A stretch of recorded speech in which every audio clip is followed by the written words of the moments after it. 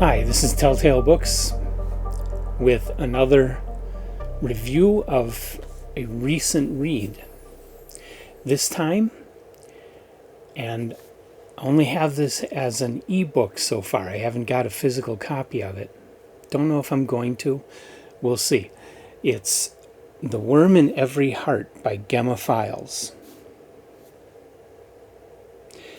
The Worm in Every Heart was published in November of 2004. It's a short story collection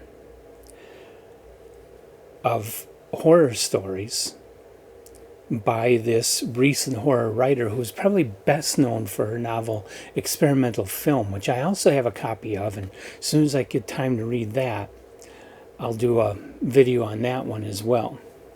I wanted to try The Worm in Every Heart because I like short stories, and I like short story collections as an easy way to get an introduction to an author's style, the feel and atmosphere of their writing, and whether or not it's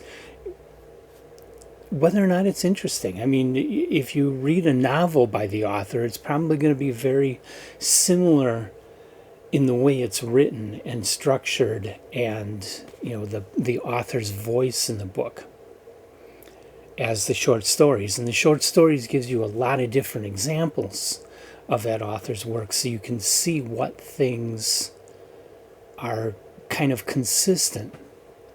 Now, these stories were mostly written back in the 1990s, so there may be differences with her writing by the time she wrote Experimental Film than the stories here, but probably not a significant difference. Anyway, I don't want to go through and give synopses and reviews of every one of the short stories. What I want to do instead is kind of just talk about the collection as a whole. And like all short story collections, you almost never will find one where you like every story in the whole book. There's always going to be something in it that you kind of go, not my favorite. Maybe even some that you downright hate. But there will be others that you absolutely, well, I shouldn't say there will be others, but there may be others that you absolutely love that become your new favorite story. And this collection is no exception. Overall, Gemma Files seems to be interested in a combination of horror and fantasy, common tropes, and historical settings, and then kind of telling them in a very in a manner that's very focused on character rather than on action or idea or the general place. It's very focused on the characters in the stories. And I think that's where she loses me a little bit in some of the stories, is that it's too much of a character study and not enough really going on. But for the most part, her style is very, very good. It's very well written, very literate. The characters are strong. The story that I thought was the strongest in the whole collection was Bottle of Smoke. And of course, it's about genies. It's not your typical I Dream a Genie. It's very adult, very modern, and very dark. And it does get into some sex scenes and sexuality and such talk. So the subject matter is very mature. But that's not why I liked it. I liked it because it just was really powerfully written, a very interesting take on the genie theme, and well written, well characterized. I just felt it was a really, really strong story. So that one gets a top tail. On the other end of the spectrum, however, there's one called The Emperor's Old Bones, which focuses on, what exactly is it? The central fantasy aspect is the idea that eating meals made from children would result in rejuvenation and extension of one's life. I don't know if this is a real thing in China or if Files made it up, but it's a kind of like a mythology that this can be done. And so she combines that idea with a story kind of taken from J.G. Ballard's Empire of the Sun. So it focuses on a guy who grows up in China in World War II and hooks up with this girl who's committing crimes and stuff, and she helps him and protects him, and they finally get out of China, and then years later he finds her again. In this one, it's the same writer, same style, same sort of approach to the story, but it's not the cannibalism subject matter that bothered me.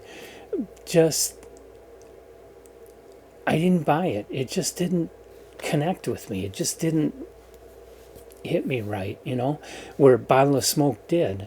This one, which has, in my opinion, all the same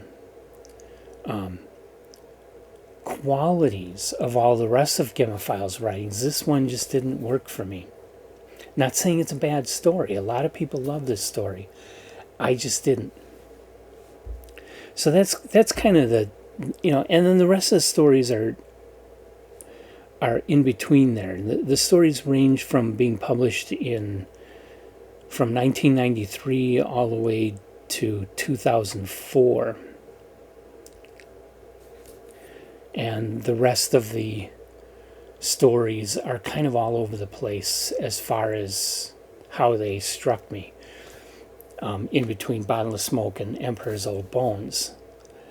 So if I had to take the whole collection as like a Zeitgeist and say all together what I think of this, I would probably only give it 3 stars, but the really good stories in here make it worth pushing through the bad stories, or maybe trying to skip the bad ones and just read the ones that are going to connect with you if that's at all possible. I think that would be pretty hard to do. I guess I enjoyed it, just not completely. And so it leaves me kind of on a fence as to whether or not I'm going to love experimental film. I've heard a lot of good things about that novel. I do still want to read it, but the fact that her fiction is kind of hit or miss with me, I'm a little worried that the novel's going to miss. I don't know. We'll see. Anyway, I think this is worth picking up. I mean, the ebook isn't expensive. You can get it in paperback for a little bit more. It's not available in hardcover. It's available as, a new book, even though it's not new. You don't have to hunt for it on the used market and pay premium prices. So you can pick this up pretty easily and read it and try it out. And like I say, ebook is, you just get it and download it to your Kindle and you can read away for a fairly low price. I think $6.99 or something like that. So it's worth giving a shot, especially if you have read experimental film and liked it. I think you would then also like her short stories, and you should give those a try as well, especially since I believe experimental film is her only novel. And so if you want to read more of Gemma Files, you're going to have to pick up one of her short story collections, and she does have others. She has more recent short stories published in other collections. Worth looking into, and worth paying attention to this writer for the future. think there could be some really good things coming from Gemma Files in the future. That's all I got for this one. Like us, subscribe to us, leave your comments. Check us out on Instagram, Facebook, and our website. And just pay attention to us. We're going to keep coming at you with content like this and other things as well in the near future. So come on back. You may discover your next favorite story. Now, see you next time.